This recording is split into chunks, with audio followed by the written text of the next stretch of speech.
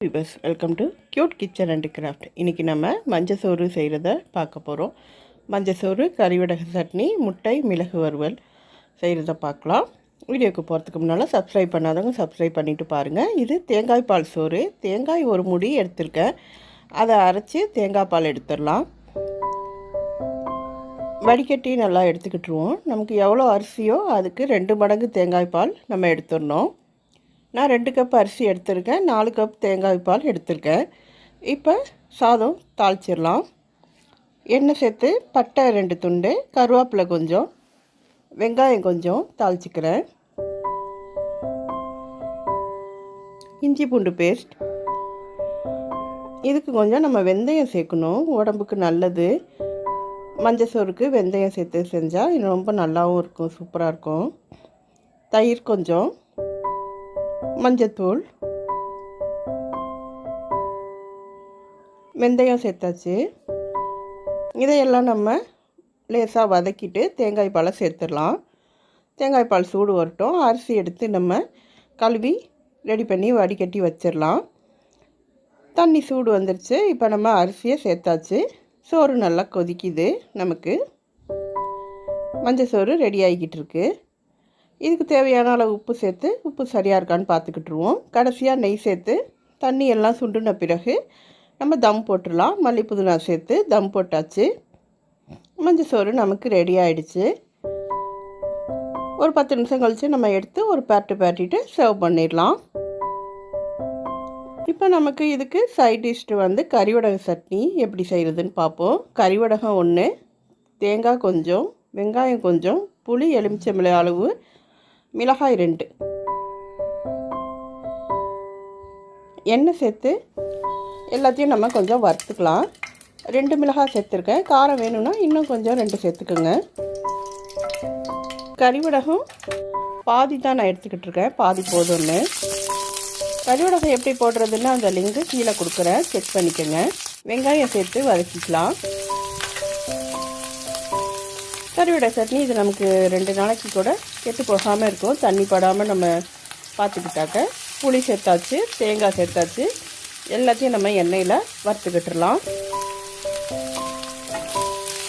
இதையெல்லாம் நம்ம எண்ணெயில் வதக்குறதுனால நமக்கு கெட்டு போகாது.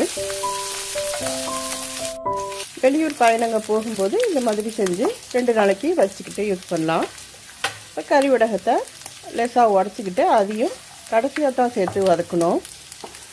முதலையே நம்ம சேர்த்தோன்னா கொஞ்சம் கறிக்கிறோம். அந்த சூட்லேயே லேசாக சிம்பிள் பண்ணி வறுத்துட்டு ஆஃப் பண்ணிடலாம்.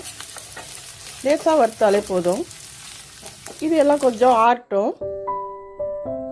ஆறின பிறகு மிக்ஸி ஜாரில் போட்டு நல்லா வெண்ணெயை அரைச்சிக்கிட்டுலாம்.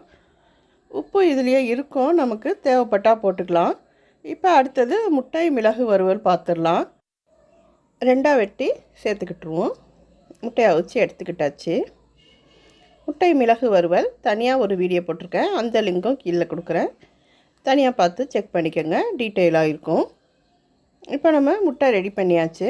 இதுக்கு தேவையானதுங்க எல்லாம் எடுத்துடலாம். வெங்காயம், தக்காளி, இஞ்சி பூண்டு, பச்சை மிளகாய், பிரெஞ்சு இலை, தயிர், மிளகுத்தூள், ஜீரகத்தூள். மிளகுத்தூள் மட்டும் நம்ம கொஞ்சம் கூட சேர்த்துக்கலாம். மஞ்சத்தூள், கரம் மசாலா எல்லா தூளும் நமக்கு தேவைப்படும். அப்போ தான் நல்லா சூப்பராக இருக்கும். வெங்காயம் வதக்கியாச்சு, தக்காளி வதக்கியாச்சு, பச்சை மிளகாய் சேர்த்துக்கிட்டாச்சு, இஞ்சி பூண்டு பேஸ்ட்டு சேர்த்தாச்சு. இப்போ மிளகாய்த்தூள் கொஞ்சம் வதங்கட்டும். லேசாக வதக்குனா நமக்கு கொஞ்சம் எண்ணெய் பிரிஞ்சும் வரும். கிரேவி நல்லா சூப்பராக இருக்கும். அடுத்தது தயிர் சேர்த்தாச்சு.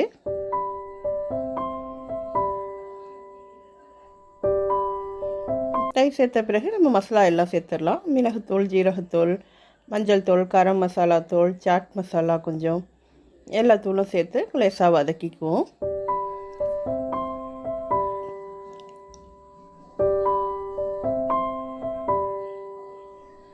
தேவையான அளவு உப்பு சேர்த்தாச்சு. கொஞ்சம் தண்ணி, கொஞ்சம் கிரேவி நமக்கு வேணுங்கிற அளவுக்கு தண்ணி, எவ்வளோ நமக்கு தேவையோ அந்தளவு தண்ணி சேர்த்துக்கலாம். இப்போ முட்டையை ஒன்றா சேர்த்துருவோம். இதை கொஞ்சம் பரட்டிக்கலாம். அப்போ தான் நமக்கு உப்பு புளிப்பு எல்லாம் காரம் எல்லாம் ஏறிடும். முட்டை மிளகு வறுவல் நமக்கு ரெடி ஆகிக்கிட்டே இருக்குது.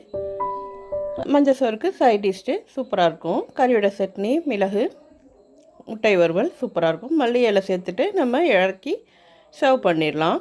அவ்வளோதான், நமக்கு மஞ்சள் சோறு, முட்டை மிளகு வறுவல், கறியோட சட்னி ரெடி ஆகிடுச்சு. இதை சர்வ் பண்ண வேண்டியதுதான்.